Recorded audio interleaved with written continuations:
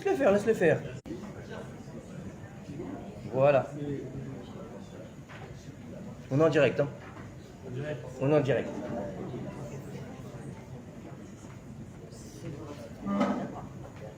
Non, non, les parents, c'est non. C'est un Tunisien.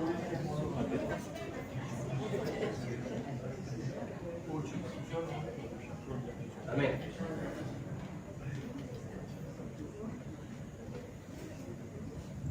Bien, mes chers amis, bonsoir. Bonsoir.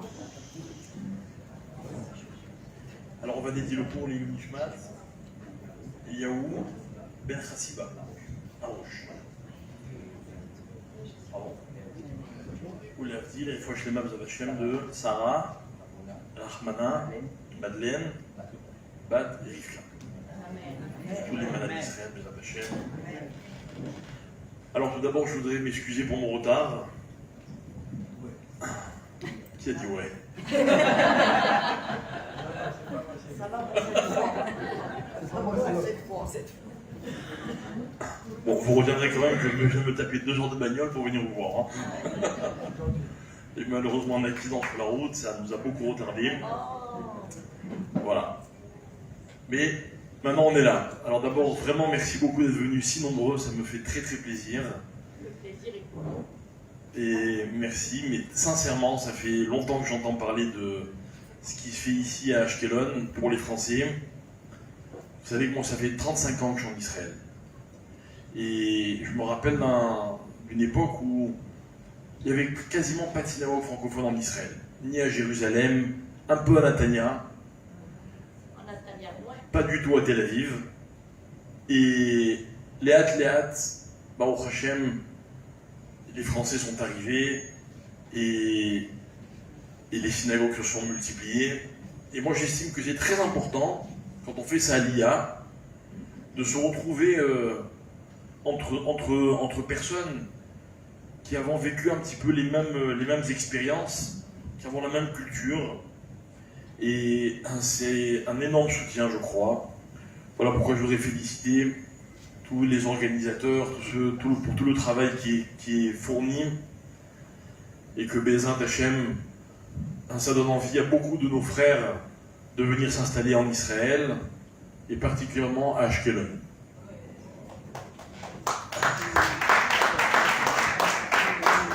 Je ne vais pas me présenter aux élections de la mairie d'Ashkelon, je vous rassure, mais je tiens à vous dire quelque chose quand même. Moi, j'adore la mer. J'adore la mer. J'ai été élevé dans la culture de la mer. Je ne sais pas si vous avez connu mon père, à la vache à l'homme. À la goulette. Il était amoureux de la mer. 2 fois par an, il faisait des traversées en voilier, en solitaire, enfin ils étaient 2. Et il faisait une traversée. Et il aimait beaucoup la mer. Et depuis que je suis en Israël, moi aussi, souvent, je vais à la mer. Et ma plage préférée en Israël, vous savez ce que c'est? C'est Ashkelon. Les Metz. Je parle de la plage des religieux, évidemment. On est d'accord. Oui. Bien. On peut commencer? Ok. Alors, comme vous le savez, dans les parachutes qu'on lit en ce moment, il y a un thème qui revient souvent, dont je crois qu'il est très important de parler. Pourquoi je voudrais en parler? Parce que précisément le thème en question, c'est la parole. Si on remonte un petit peu en arrière, dans la paracha de Béalotecha, la Torah nous a raconté d'abord des incidents lorsque les Juifs se sont plaints, ils voulaient de la viande, ça a failli tourner en catastrophe. Quelques versets plus tard, la Torah nous raconte que Moshe est critiqué par Myriam, qui parle à leur frère Aaron. Dans la paracha d'après, on nous raconte l'épisode des explorateurs, les Meraglim, qui cette fois-ci vont critiquer la terre d'Israël. Dans la paracha de cette semaine, paracha de Balak, la Torah va nous raconter l'histoire de cet homme qui s'appelle donc Bilam, pour lequel nous avons beaucoup de considération, je vais l'expliquer dans un instant, et qui va essayer de maudire le peuple juif.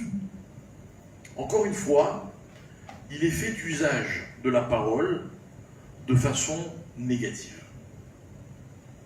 Et moi, ce que je voudrais expliquer, enfin, même pas vous apprendre, parce que je suis sûr que vous le savez, mais peut-être vous rappeler, c'est la puissance de la parole.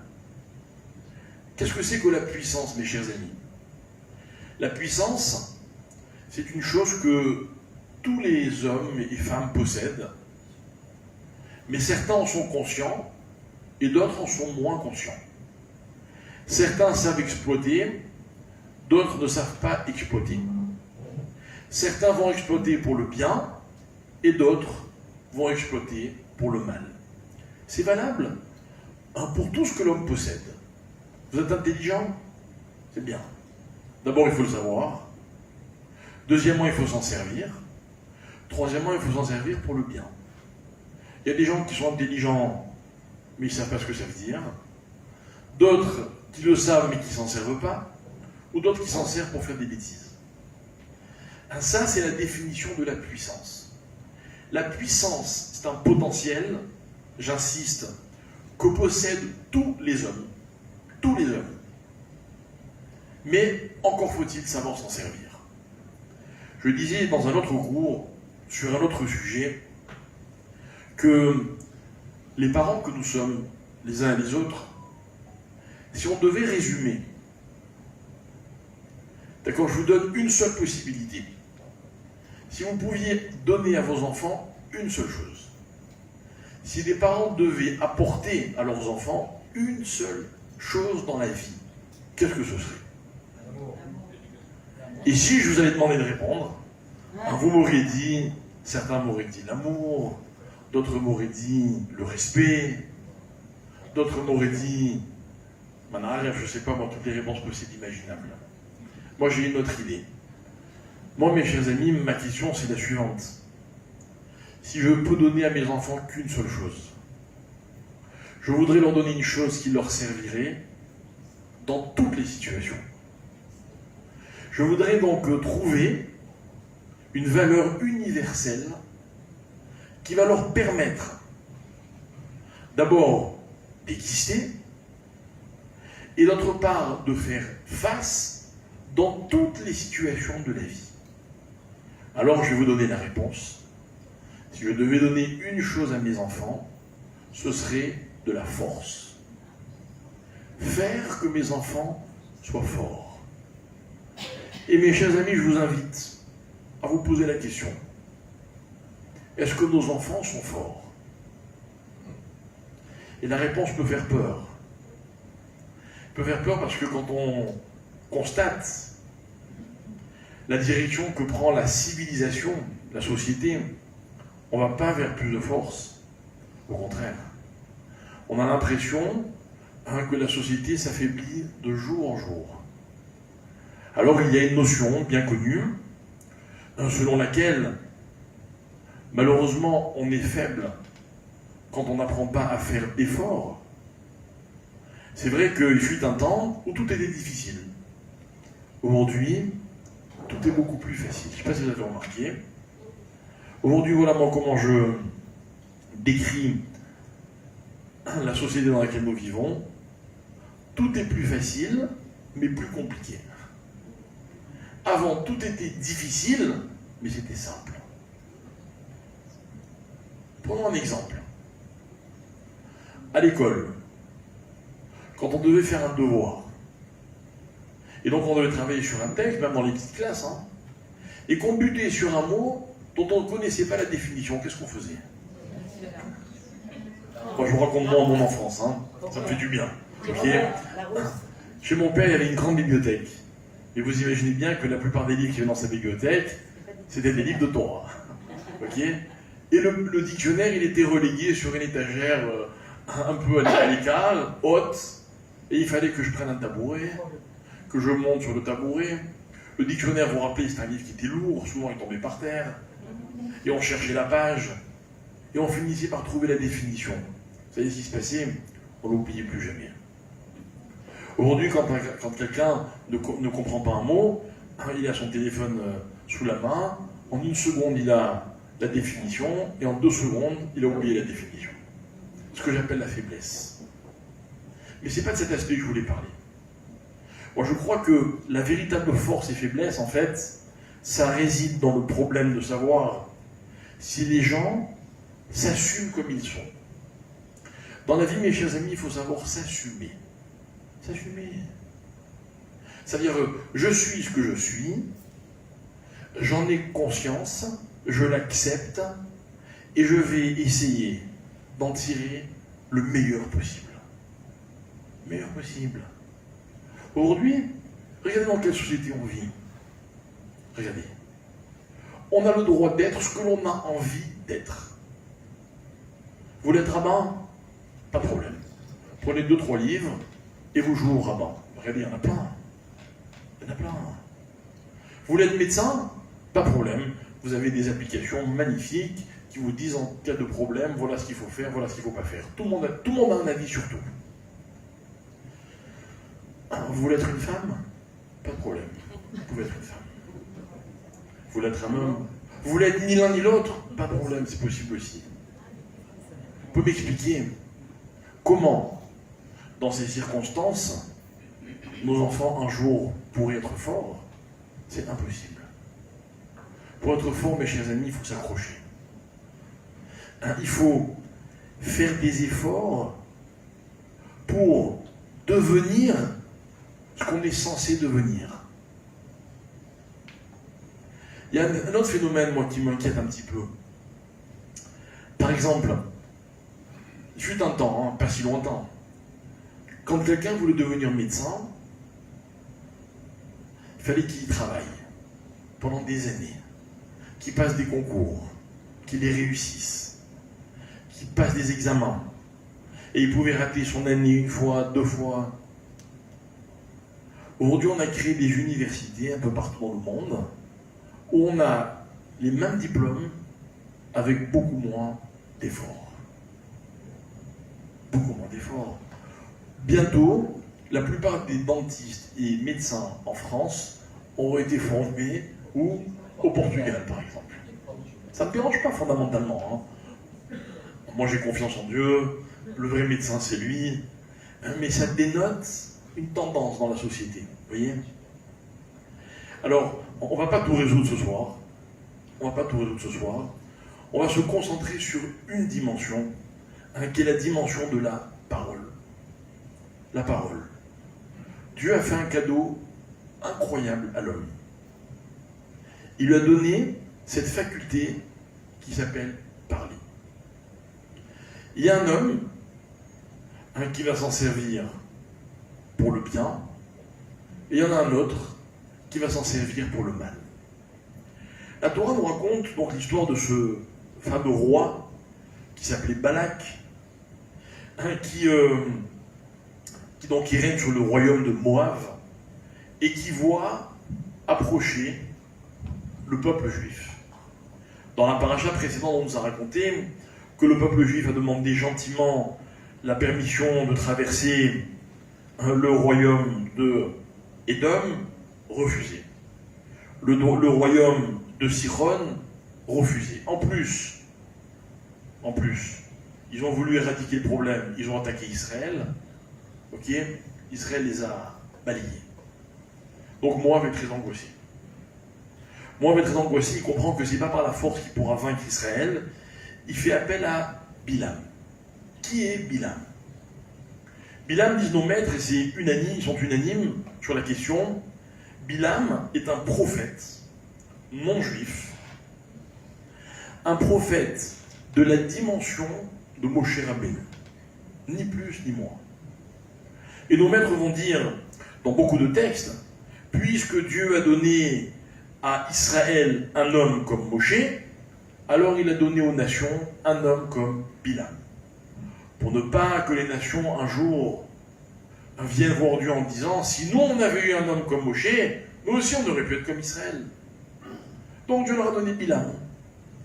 Alors Balak vient voir Bilam en lui disant, écoute, j'ai besoin de toi, j'ai une idée. Si tu maudis le peuple juif, je pourrai le vaincre. Mes chers amis, qu'est-ce que vous en pensez? Bilam va concerter Dieu.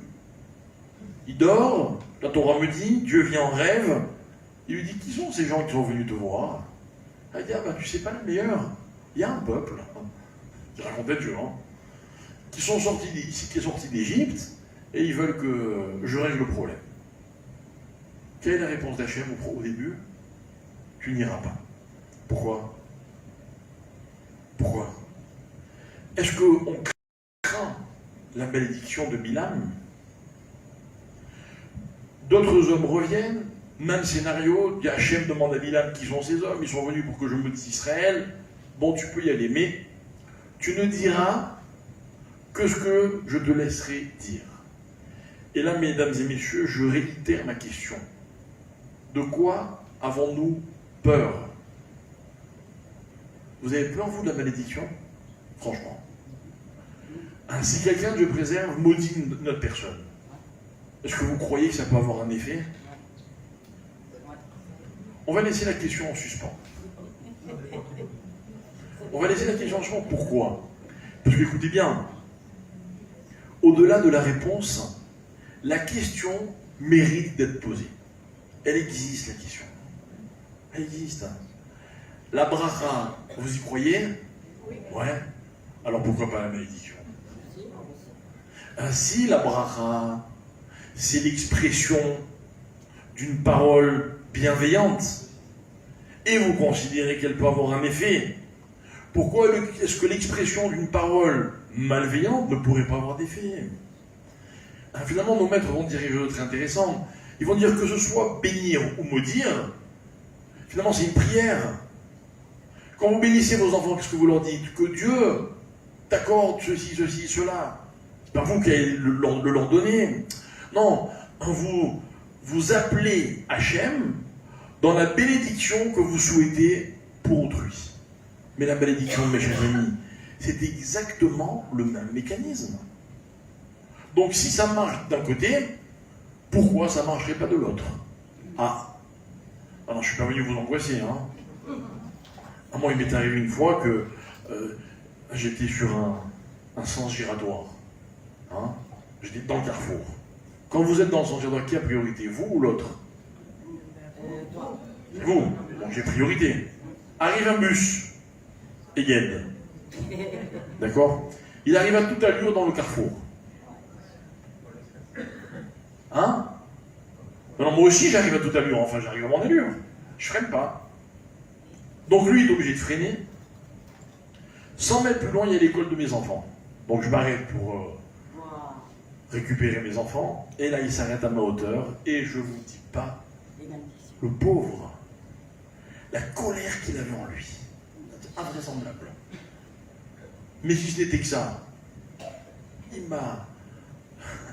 m'a fait des bénédictions.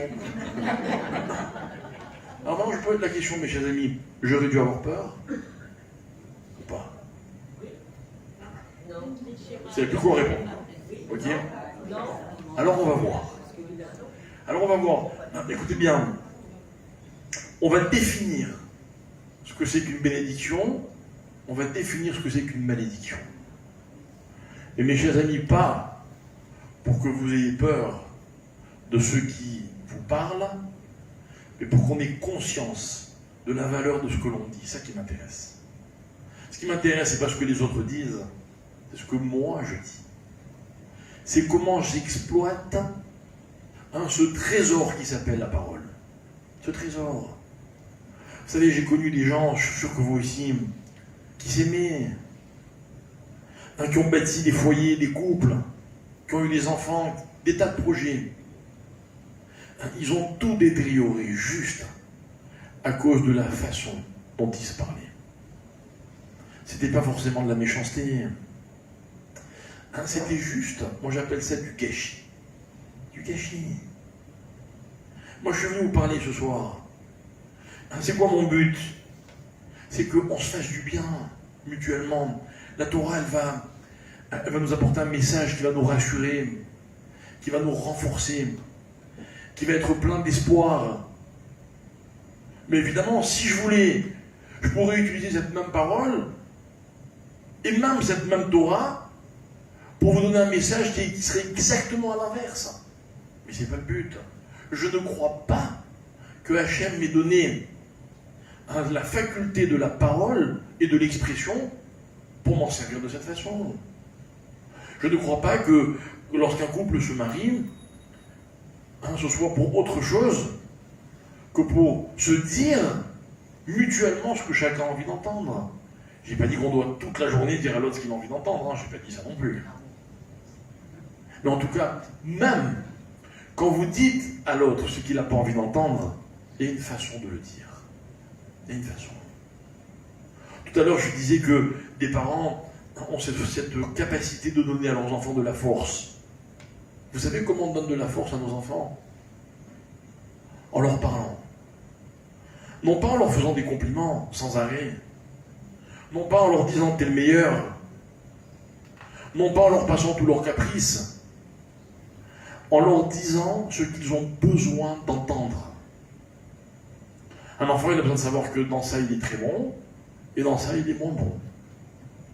Qu'il a telle qualité, mais pas forcément l'autre. Un enfant, il a besoin d'entendre que lui, c'est l'enfant, et moi, je suis le parent. Vous voyez, tout ça sont des paroles qui sont positives, si on les dit correctement.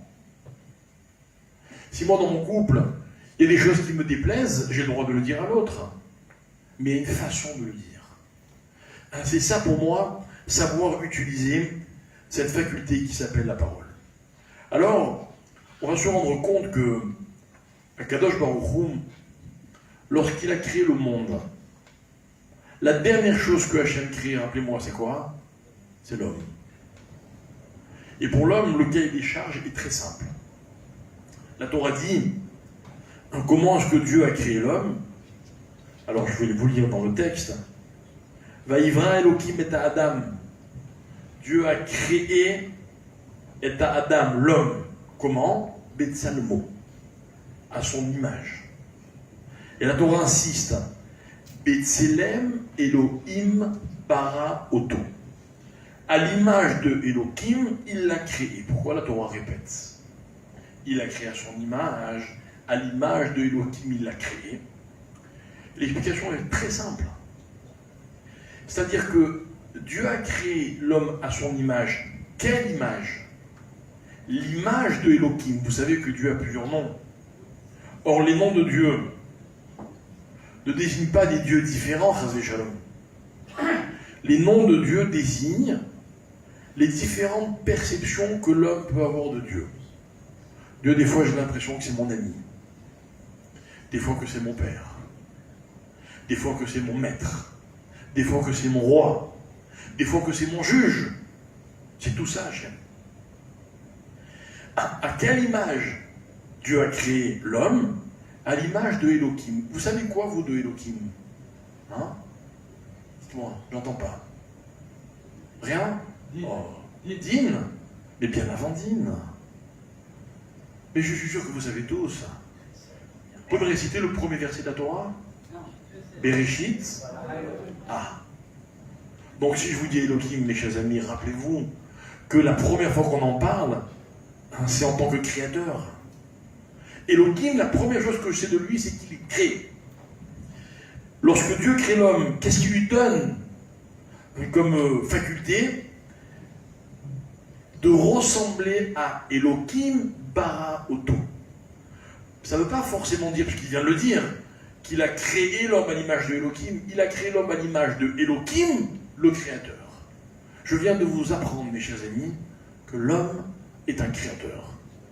Moi, on m'avait toujours dit le contraire.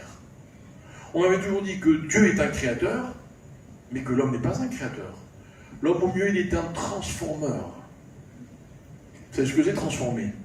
Transformer, c'est quand je vous donne de la matière, et avec cette matière, vous pouvez faire des choses extraordinaires. Ce ne sont pas des créations. Ce sont juste des formes que vous donnez à ceux qui existent déjà. On a l'habitude de dire que les artistes sont des créateurs. Moi, je ne le dis pas comme ça. Pour moi, un artiste, il sait exprimer et donner une forme à ses sentiments. Moi, si vous me donnez de la peinture et un pinceau, je peux vous faire un trait, vous voyez. Ça ne veut pas dire que c'est ce que je ressens, mais je ne sais pas le faire. Il y a des artistes qui savent le faire. Si vous me donnez un piano, ou une guitare, ou un sifflet, c'est pareil. D'accord?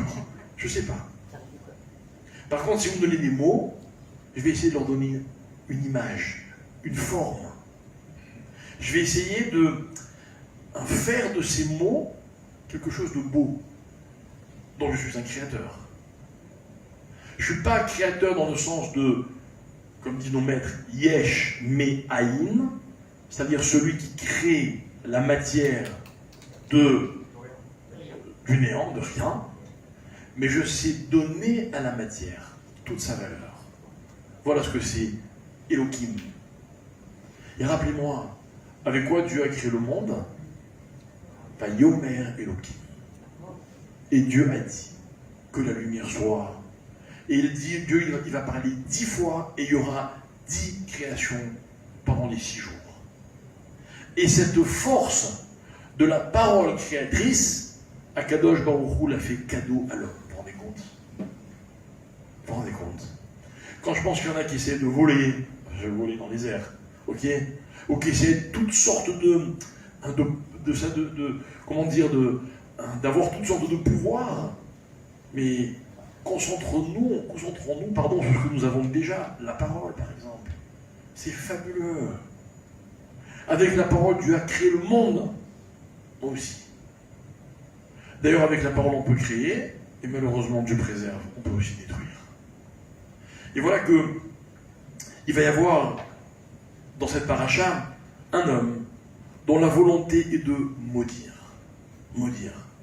Alors, avant d'arriver vraiment à la malédiction, parce que, vous allez voir, elle est importante, non pas en tant que concept. Ok? Je ne suis pas venu expliquer ce que c'est que maudire. Je suis venu expliquer ce que c'est que, encore une fois, bien utiliser ou mal utiliser la parole. La parole, d'abord, il y a un mode d'emploi. Vous connaissez le mode d'emploi de la parole? Non? Je vais vous aider. Alors, vous savez que bientôt, on rentre dans la période des 3 semaines. C'est-à-dire la période de l'année dans laquelle, malheureusement, on commémore, comme on dit en français, la destruction du Beth Amikdash, des 2 Beth Amikdash, ainsi que toute cette période, qui malheureusement est une période difficile. Le soir de Tisha B'Av, il y a un texte que nous lisons dans toutes les synagogues. Il y a les keynotes, bon, mais là c'est pas toujours les mêmes, en fonction des usages et des keynotes différentes. Mais il y a un texte que toutes les communautés du monde lisent. Vous connaissez? Ça s'appelle Echa. Echa. Les lamentations, comme on dit en français. Et dans Echa, en fait, c'est un très joli poème triste, dans lequel on raconte le deuil de Yerushalayim. Pas notre deuil de Jérusalem, non. Le deuil que Jérusalem a vécu quand elle s'est sentie abandonnée et trahie.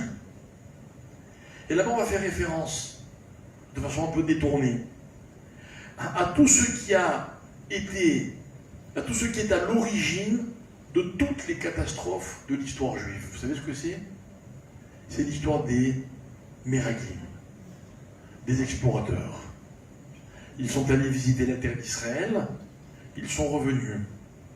Ils ont fait pleurer tout le monde. Alors Dieu va prendre une décision terrible.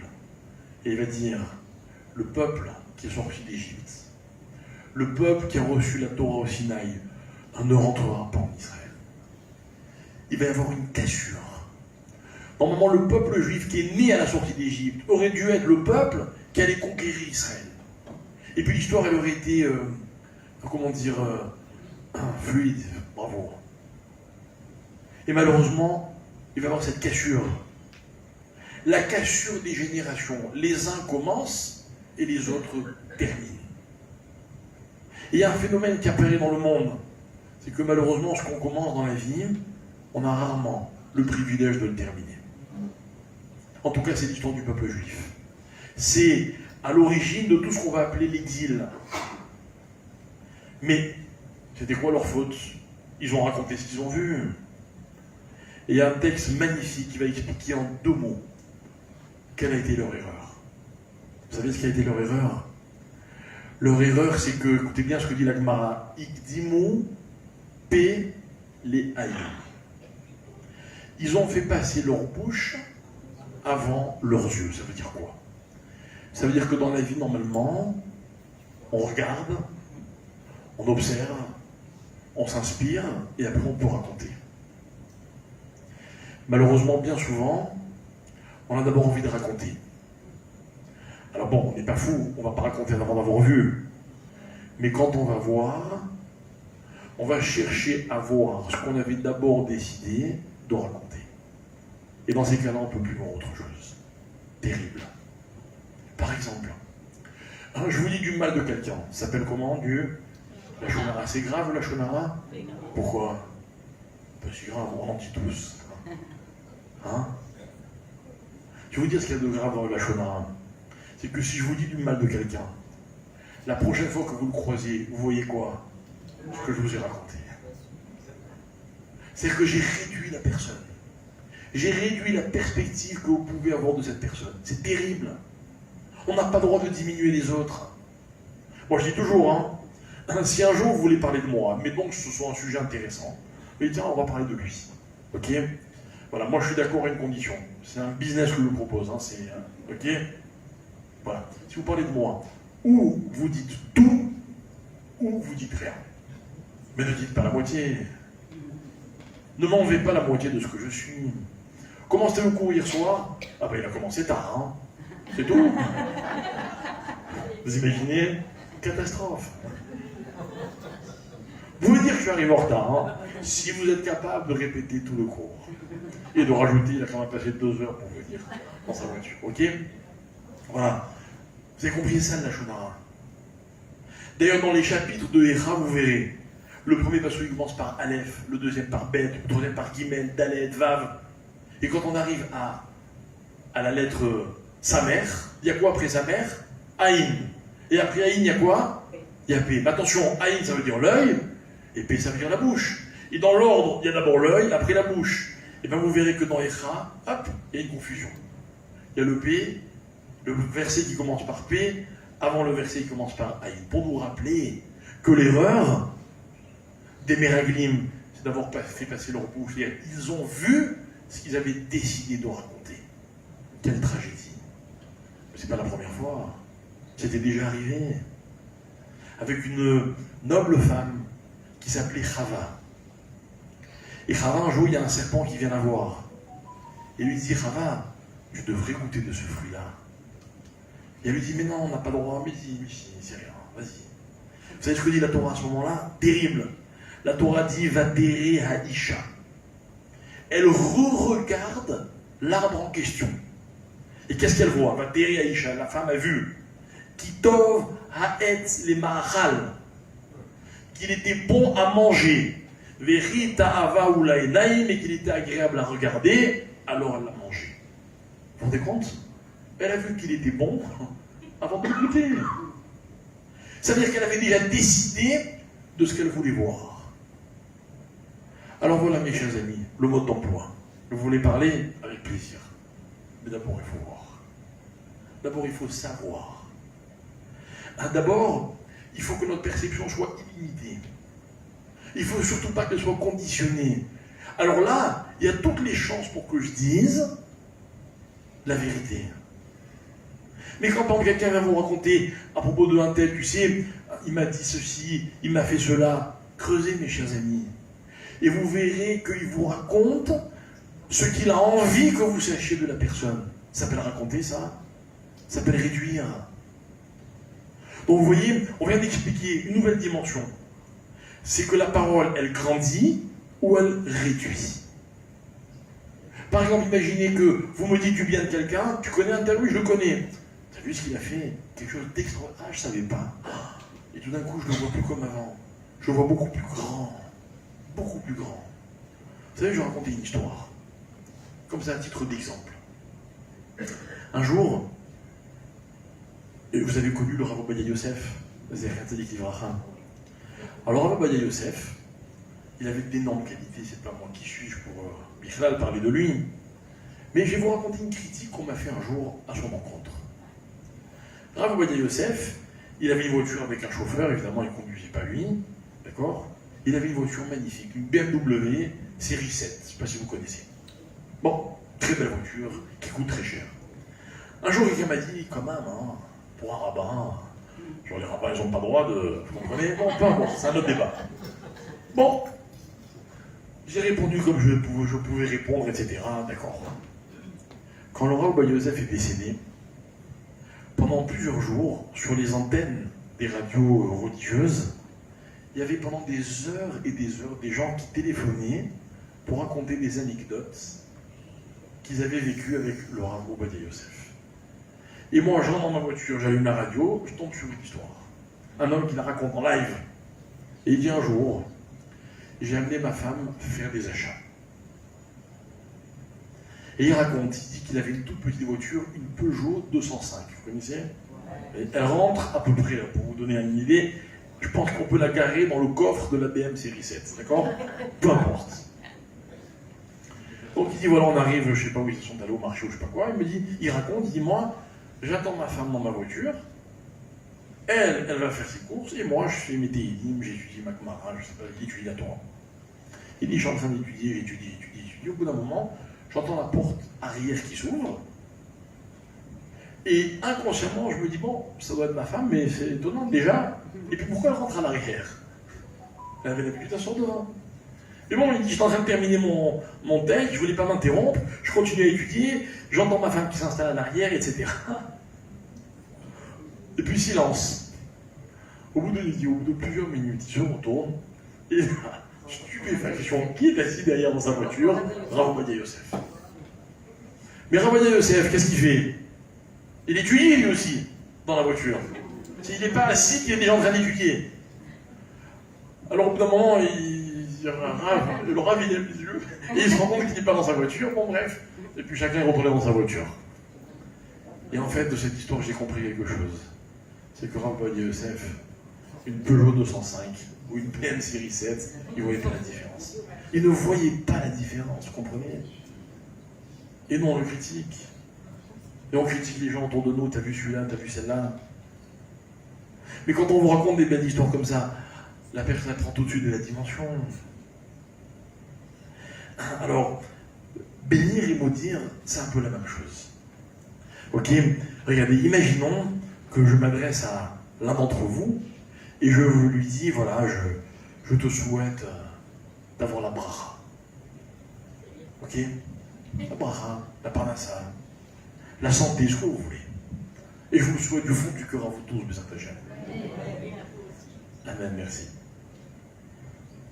La bracha, la parnassa, la refoua, mes chers amis, ce sont des notions qui existent. Vous savez ce que je vous souhaite? Je vous souhaite de faire partie de ces notions, de rentrer dans l'existence qui s'appelle bracha, parnassa, refoua. C'est ça bénir. Quand je bénis, je ne crée pas la bénédiction, elle existe. Je souhaite à la personne que je bénis d'exister dans cette dimension, de faire partie de cette existence. Je vous souhaite de ne rencontrer que des gens bienveillants. Ils existent, hein? Peut-être que pour l'instant, ils ne font pas partie de votre vie. Je souhaite qu'ils fassent partie de votre vie. Ça veut dire, j'aimerais vous inclure dans quelque chose qui existe. Vous comprenez, c'est ça bénir. Pas beau, hein? C'est beau. Magnifique. Eh bien, mes chers amis, maudire, c'est le contraire. Maudire, c'est souhaiter, ras des jalons, que Dieu nous en préserve, à quelqu'un de ne pas faire partie de ce qui est bien. Non, mieux, pire, pardon. Maudire quelqu'un, c'est lui souhaiter de ne pas faire partie de l'existence. Point. De l'existence. Regardez, ce que je vous dis, c'est pas moi qui l'invente, c'est les Rachamim, moi je le tiens de mon maître, le Rav Moshe Shapira, Zecher Tzadik Livracham. Il disait comme ça. Il disait voilà, quand quelqu'un maudit une personne, en fait, au fond, il lui souhaite de ne pas exister, quoi. Eh bien, il ne faut pas s'étonner. Si les nations du monde, dans, par exemple, l'histoire de notre paracha, on va essayer de maudire Israël. Pourquoi? Parce que vous savez quel est le rêve des nations, c'est qu'Israël n'existe pas.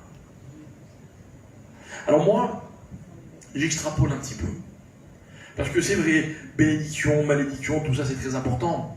Mais j'aimerais que les notions, elles m'accompagnent dans mon quotidien en permanence. Je ne passe pas mon temps à bénir les gens, et encore moins à les maudire, je suis sûr que vous aussi, même si il faut s'efforcer de dire des bénédictions, etc. Mais dans mon quotidien, je parle à ma femme, à mon mari, à mes amis, à mes enfants, dans la synagogue. Voilà, il y a quelques jours, un petit exemple, hein, j'étais à Marseille. Vous connaissez Marseille?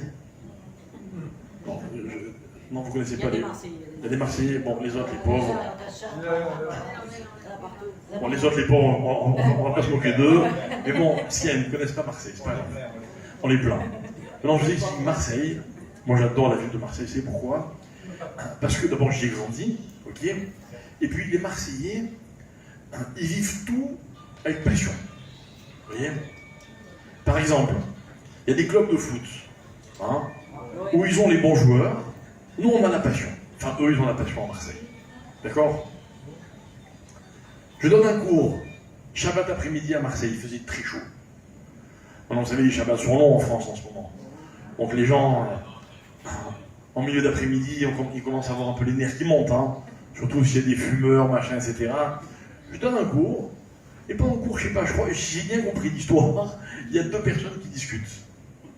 Ça gêne d'autres personnes. Donc c'est comme ça, les hommes d'un côté, les femmes de l'autre, etc. Et beaucoup de monde, machin, etc. J'ai pas vu moi, hein, c'était au fond de la salle.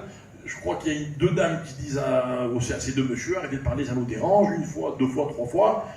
Il y a une des femmes qui a levé un peu le ton, l'autre. Et voilà, il fait ça, il est à Marseillais, il a compris. Ok, en une seconde, bagarre générale dans la synagogue. En fait, deux personnes qui ne se sont pas bagarrées, hein. Vous savez comment ça passe à Marseille? Ils se tapent pas, hein. Viens dehors. Voilà, c'est ça la bagarre. Viens dehors, qu'est-ce qu'il y a, je crois que j'ai peur de toi? Tac, tac, tac. Mais vous savez ce que j'ai aimé? Après, ils s'embrassent. Voilà. À la fin du cours, j'ai pas terminé mon cours, qu'ils sont venus me demander des excuses. Alors que moi, j'avais même pas fait attention.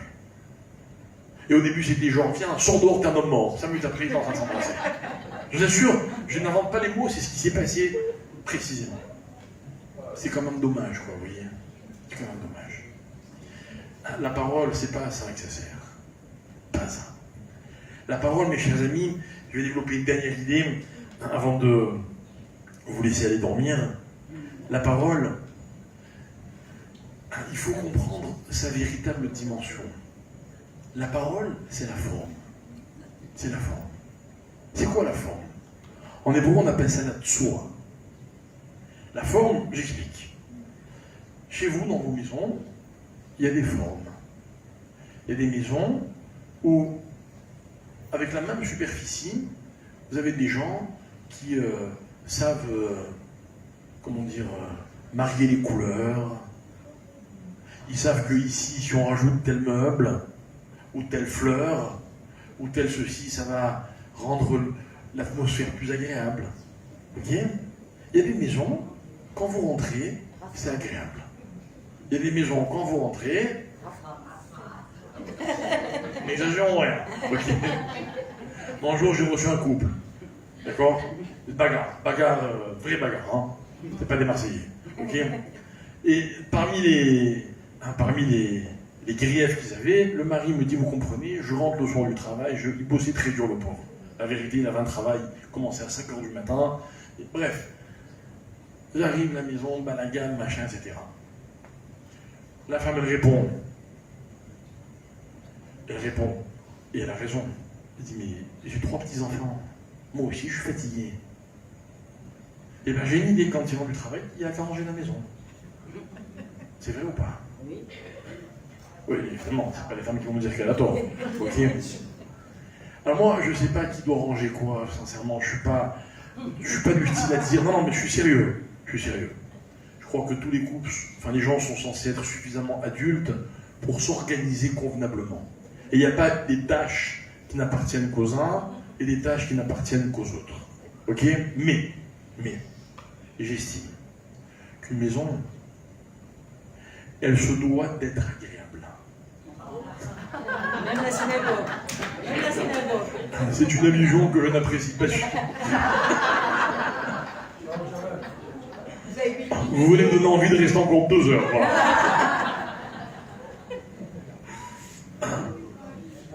On te voit bien. Hein. C'est quoi, c'est ouvert que le Shabbat normalement? On te voit bien. Donc, écoutez, le conseil que j'ai donné à cette dame, je donne un conseil simple. Je dis, voilà, moi ce que je vous propose. Vous prenez 1 minute. En 1 minute, vous prenez un balai et vous mettez tout le balagan de la maison derrière le canapé. Parce qu'en fait, j'ai compris que cette dame, elle était très perfectionniste. Et que pour elle, ranger, ça voulait dire ranger. Ok? Je lui dis, tu sais, c'est important de bien ranger. Mais c'est pas que ça. C'est aussi important que quand on rentre dans une maison, eh bien, on ait l'impression que ce soit agréable. Je te donne un exemple. Je rencontre quelqu'un, j'ai pas forcément de la sympathie pour lui. Ok? Est-ce qu'il doit le savoir ou pas? Moi j'adore les gens qui disent de moi, je dis tout ce que je pense. Genre c'est une qualité. C'est pas une qualité, mes chers amis. Pas du tout. Écoutez bien. La parole, ce n'est pas la matière, c'est la forme. En hébreu, c'est pas le chomer, c'est la tsoura. Le chomer, il est ce qu'il est. J'ai en face de moi quelqu'un pour lequel je n'ai pas de sympathie, peut-être que j'ai des bonnes raisons. Ok? Mais même avec une personne que j'apprécie peu, je peux mettre une forme qui est agréable. Et ça peut tout changer. Tout. Tout. Moi, je vais vous dire quelque chose. Les pires couples que j'ai rencontrés, malheureusement, j'en ai rencontré pas mal. Les pires couples que j'ai rencontrés, vous savez qui c'était? C'est pas ceux qui avaient fait les pires choses, c'est ceux qui se parlaient mal. On peut rien faire. C'est-à-dire, la tsoura, elle est mauvaise, elle est désagréable. Qu'est-ce que vous voulez faire? J'ai un reproche à faire à quelqu'un que j'aime. Je peux lui dire d'une belle façon. Regardez. Vous avez déjà fait une randonnée en montagne, par exemple, ou assisté à un magnifique coucher du soleil sur la plage de Ashkelon? Oui, sûrement. Hein. Vous avez déjà vu une très belle fleur? Oui. Des animaux époustouflants, magnifiques. La nature, elle est belle. Mais mes chers amis, si c'était que pour que le monde existe, est-ce que Dieu avait-il besoin de se fatiguer à la rendre belle, la nature? Je crois pas. Donc si Dieu s'est fatigué pour rendre la nature belle, c'est qu'il y avait une raison. Il y a une raison. La forme, l'apparence, la beauté, elle a une fonction, mes chers amis. Moi, je connais plein de gens qui sont capables de passer des heures devant leur miroir, ok, mais qui vont donner d'eux en permanence une image qui est vilaine. Vous comprenez? Alors mon Rav, il disait une phrase magnifique. Il disait en fait, dans la vie, on a souvent tendance à faire de la matière une forme et de la forme une matière. C'est-à-dire, j'ai envie que l'autre sache que je pense du mal de lui. Alors je vais tout faire pour qu'il le sache. Mais ça, c'est la matière. Mais la forme, ça, c'est autre chose. C'est autre chose, la forme. Oui, je suis pour que l'on passe du temps à se faire beau, pas exagérément, en tout cas surtout les hommes. Un minimum. C'est important d'être agréable. Mais pas parce que c'est la vraie valeur des choses, non. Parce que ça valorise ce qui mérite d'être valorisé. Moi, j'estime que quand je fais un Dvar Torah, je me dois de bien m'exprimer. Pourquoi? Le Dvar Torah, il sera aussi beau, aussi fort, aussi vrai, que je vous le dise bien ou mal. mais quelque part je l'ai valorisé. J'ai apporté quelque chose. À mon enfant, j'ai besoin de lui dire qu'il est beau, que je l'aime. Pourquoi? Parce que j'ai besoin de le valoriser. Mon conjoint, j'ai besoin de lui dire, et il a besoin ou elle a besoin d'entendre que j'ai du plaisir à le regarder. Et vous voulez que je vous dise quelque chose? Quand on donne la forme par la parole, alors la forme, elle existe véritablement. J'explique. Même si vous voyez des défauts physiques chez quelqu'un, dites-lui qu'il est beau et il le deviendra. Je n'ai pas dit qu'il va changer de forme. Ok? Mais vous, avec cette parole, rappelez-vous, qui est l'apanage de Elohim, qui est donc un créateur. Donc la parole étant créatrice, je crée ce que je dis. Mais si je ne dis pas, ça n'existera pas. Si je le dis mal, ça existera mal. Mal. La Torah nous raconte que le pire ennemi d'Israël, c'est qui? C'est Amalek. D'ailleurs, dans le mot Amalek, on retrouve les 2 dernières lettres du mot Bilam et les 2 dernières lettres du mot Balak. Et qu'à eux deux, ils ont incarné la dimension d'Amalek. Et à propos de Bilam, Bilam, les lettres de son nom qui correspondent à Amalek, c'est Aïn Mem. Ça veut dire quoi, Aïn Mem? Attention, ne commettez pas d'erreur, je vous la sens l'erreur. Vous allez me dire Am, ça veut dire un peuple. Mais Am, ça ne veut pas dire qu'un peuple. Am, ça veut dire Am, les Amaem. Bon, peu importe, faites-moi confiance, sinon ça prendrait beaucoup de temps. C'est être muet, c'est-à-dire c'est vider un homme de sa capacité à parler. La parole, mes chers amis, elle est censée nous aider à clarifier les choses. La parole négative, au lieu de rendre les choses claires, elle les rend troubles. Si vous voulez savoir, est-ce que vous utilisez bien votre parole ou pas, posez-vous une seule question. Est-ce que quand vous parlez, vous clarifiez les choses? Ou quand vous parlez, vous les embrouillez encore plus? Il y a des gens, à chaque fois qu'ils ouvrent la bouche, c'est des embrouilles. C'est vrai ou pas? Il y a des gens, c'est le contraire. À chaque fois qu'ils parlent, tout s'arrange. Voulez-vous confier quelque chose? On peut tout arranger avec les mots. La parole permet à l'homme de résoudre tous les problèmes. J'ai une preuve. Quelle est la première fois que la Torah nous raconte que Dieu a utilisé la parole? C'est lorsque Dieu a créé la lumière. Pour bien nous expliquer que la première fonction de la parole, c'est de rendre les choses claires. Clair, ça ne veut pas dire toujours aux gens ce qu'ils ont envie d'entendre. Clair, ça ne veut pas dire que je me dois de faire des compliments à quelqu'un si je pense qu'il ne les mérite pas, non. Alors dans la relation sociale, je ne sais pas, mais reprenons l'exemple de la famille. Moi, je ne suis pas de ceux qui pensent que, vous savez, quand j'étais khatan, ça veut dire avant de me marier, j'étais à la yeshiva. Et dans les yeshivot, il y a des cours de préparation au mariage qui sont très très intéressants et surtout très enrichissants. Ok? Et je déplore d'ailleurs que ce ne soit pas assez fait en dehors des yeshivot. Mais bon, c'est un autre problème. Et voilà que le Rav nous donne plein de conseils, etc. Et il nous raconte une histoire. Je me suis rendu compte après que tout le monde la connaît. Cette histoire, dans toutes les yeshivot, on raconte la même. C'est l'histoire d'un Rav, j'ai oublié son nom. Et un jour, ce Rav, sa femme, j'imagine avec beaucoup de tendresse, leur préparait un verre de thé. Une tasse de thé, pardon. Et voilà qu'en préparant ce thé, elle s'est trompée. Et au lieu de mettre du sucre, elle a mis du sel. Et vous savez ce qu'il a fait le Rav? Il a bu le thé. Et tout le monde a dit « Waouh !» Moi j'ai dit « Pourquoi? Pourquoi tant de haine ?»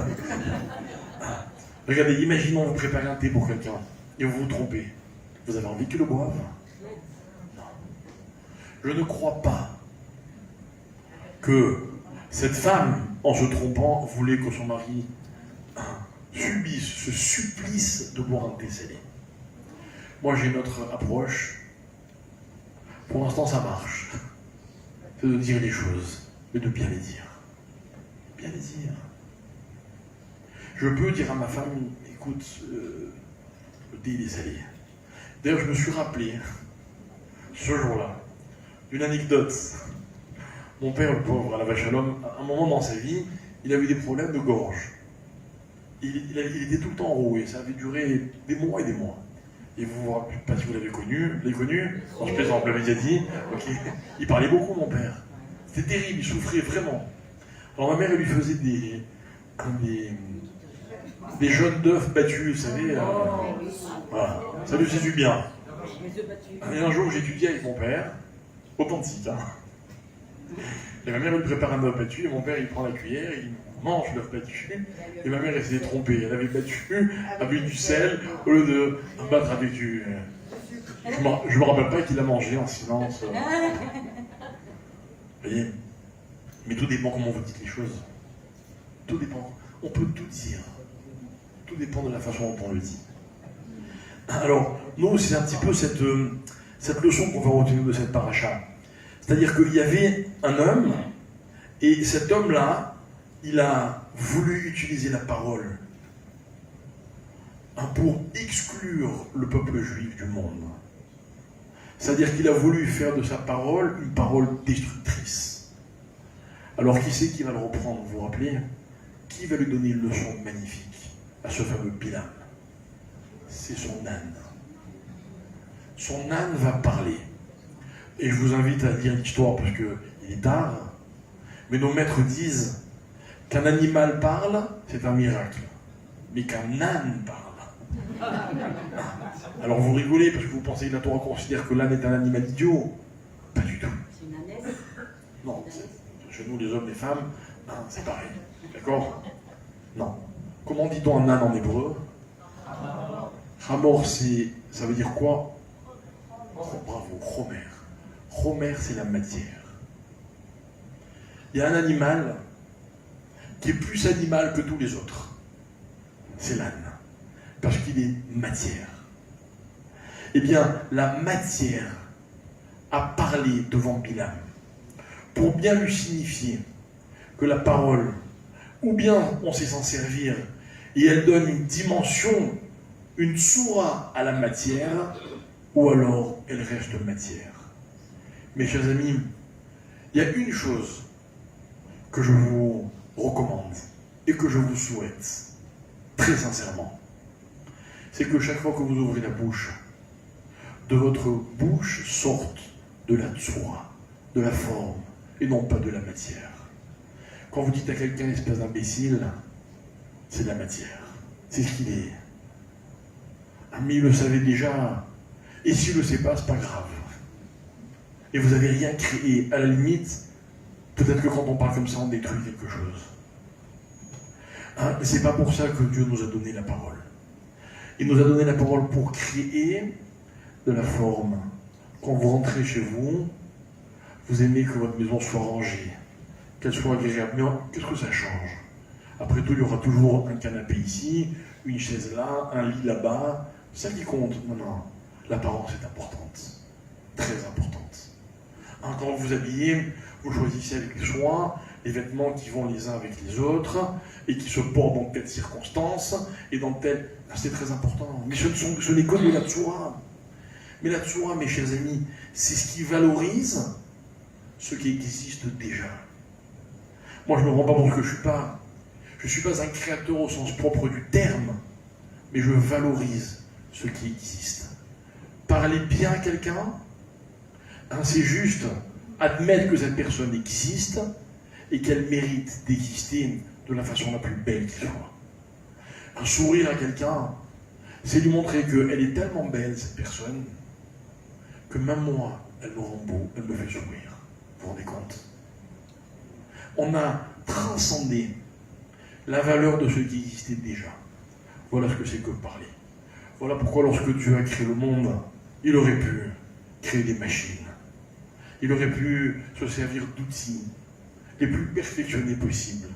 Mais elle a utilisé la parole, pas pour montrer sa force, pour qu'un jour, lorsque l'homme sera lui-même doué de la parole, que l'homme sache que ce qui a rendu le monde beau, c'était la parole d'Hachem. C'est-à-dire Hachem, il a dit montagne, et les montagnes ont été créées. Et les montagnes, elles auraient pu être très moches. Or, elles sont très belles. Il y a quelque temps, j'étais à Genève. Et lorsque l'avion arrive d'Israël et qu'il atterrit vers Genève, et que vous avez tous ces sommets des Alpes avec le Mont Blanc qui domine tous les autres, un recouvert de neige, et que vous voyez cette nature magnifique, magnifique. Même Israël, c'est magnifique. Il suffit de bien le visiter. Vous vous dites, Hachem, il n'a pas créé le monde. Il a créé beau. Mais chers amis, tout ce que l'on croise dans la vie peut être beau, ça dépend de nous. Ça dépend de nous. Vous savez, moi, par exemple, et je terminerai avec ça, promis, en Israël, il y a beaucoup de conflits, vous avez remarqué? Ouais, beaucoup de conflits, c'est dur. Nous, on vient de France, on fait des efforts, on s'installe ici, on rêve de trouver une chose, et des fois, on est un peu déçus. Chacun le vit à sa manière. Moi, je vais vous raconter comment je le vis. Moi, je le vis avec l'accoutrement d'une personne qui incarne le monde religieux. Et je ne trouve pas toujours la tendresse que j'aimerais trouver dans le regard des autres. Je peux vous dire que, malheureusement, je me suis plus fait insulter en Israël parce que je suis religieux qu'en France parce que je suis juif. Ça me fait beaucoup de peine de vous le dire, mais c'est un fait. Et bien, vous savez quoi? Je le prends comme un échec. Je me dis, en fait, ils ne savent pas à quel point c'est beau, la Torah. Ils ne savent pas à quel point c'est beau d'être religieux. Ça veut sûrement dire que je n'ai pas été capable de montrer la beauté de la chose. Parce que l'équation, c'est ça, mes chers amis. Quand les gens vous parlent mal, c'est qu'ils n'ont pas perçu votre beauté. Ça ne veut pas dire qu'elle n'existe pas. Ça veut dire peut-être que vous n'avez pas su la montrer convenablement. Et c'est valable avec votre cercle restreint, comme avec tous les gens que vous croisez dans la rue. C'est comme ça. C'est mathématique. C'est pas toujours, on n'a pas toujours le temps et les moyens de tout dire, de tout montrer. Mais si on le veut vraiment, on se rend compte que c'est possible. Je peux vous assurer que bien souvent dans la vie, quand vous répondez par un sourire, vous désarmez. Allô, allô, c'est ici que ça se passe. Quand vous répondez par un sourire, vous désarmez même les plus agressifs. Pourquoi? Vous leur montrez le bon côté de la chose, de ce que vous êtes, alors que ce qu'ils voulaient percevoir un instant, c'était le mauvais côté de la chose. Voilà la force de la parole. Alors j'espère que je me suis bien fait comprendre, que mes propos ont été clairs. J'espère que ce soir, on a juste rendu la Torah, et non, ce serait prétentieux de dire de la rendre plus belle, mais on a juste un peu plus montré le beau côté de la Torah. À quel point la Torah était belle. Et je peux vous garantir une chose, c'est que si j'en avais les moyens, je passerais ma vie à montrer aux gens, je n'exagère pas, à quel point tout ce qui les entoure est beau. À quel point les gens qui les entourent sont beaux. Quand je dis beau, c'est pas seulement physiquement. À quel point ce qui leur arrive est beau. J'ai pas de mérite, c'est comme ça que j'ai été éduqué. Comme ça que j'ai été éduqué. Jamais j'oublierai que, à la fin de sa vie, mon père un jour m'a dit, je remercierai jamais Hachem, assez Hachem, pour les épreuves et les maladies qu'il m'a envoyées. Et je vous dis la vérité, sur le coup, je trouvais qu'il exagérait un petit peu.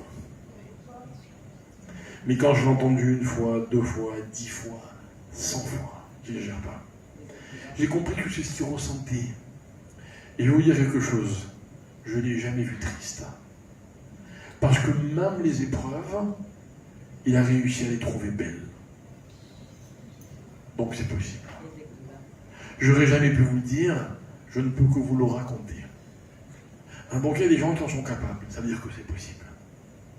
Sa force, mon père c'était sa parole, avec la parole il savait tout rendre beau. Tout rendre beau. Vous savez, dans les cours qu'il donnait, il y a eu énormément de mariages. Très souvent je crois des gens qui me disent, vous savez, on s'est connus au cours de votre père, et lui c'était le plus beau compliment sur les cours qu'on pouvait lui faire, c'était cela. Et moi j'ai ma petite explication. Et je vais vous les dire, elle n'engage que moi. Et si vous n'êtes pas d'accord, c'est pas grave, laissez-moi rêver. Mais j'ai la conviction que pendant ces cours, tout le monde se trouvait beau. Et que les jeunes filles plaisent aux jeunes hommes et que les jeunes hommes plaisent aux jeunes filles. C'est ça la parole. Alors mes chers amis, ne vous en privez pas, sachez juste utiliser à bon escient. Voilà, merci beaucoup.